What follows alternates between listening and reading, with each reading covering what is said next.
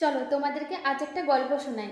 তো একদিন শূর্পণখা চোখে আগুন, গলায় কান্না আর মনের অপমানের জ্বালা নিয়ে রাবণের কাছে ছুটতে এসে বলল, ওরা আমার নাক কেটে দিয়েছে, তুমি কিসের রাজা?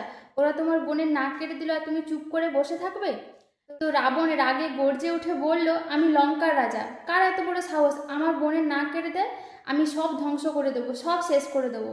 তবে এখানে রাবণের সবচেয়ে বড় ভুল ছিল, সে শুধু এক পিঠের কথা শুনেছিল।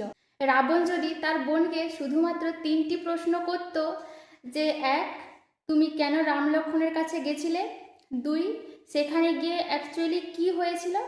3 নম্বর, আমি স্বয়ং নিজে গিয়ে রাম লক্ষ্মণের সাথে কথা বলে তারপরে সিদ্ধান্ত নেব, তাহলেই হয়তো ইতিহাসটা বদলে যেত, রামায়ণ রক্তে লেখা হতো না। কিন্তু রাবণ এখানে কি করেছিল? না জেনে না বুঝে রাগে বলে উঠেছিল, আমি সব শেষ করে দেবো, কাউকে ছাড়বো না। এইটাই শিক্ষা।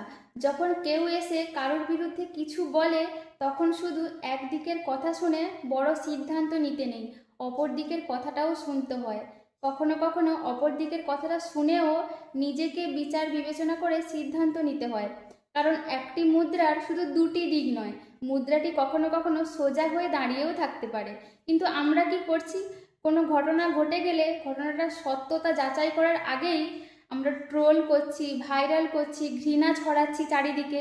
আমরাও কি অজান্তে রাবণের মতো ঘটনা করছি না? আগে থামুন, শুনুন, তারপর না হয় বিচার বিবেচনা করুন। চলো, টাটা সবাইকে। তবে গল্পটা কেমন লাগলো অবশ্যই আমার কমেন্ট বক্সে কমেন্ট করে যাবেন।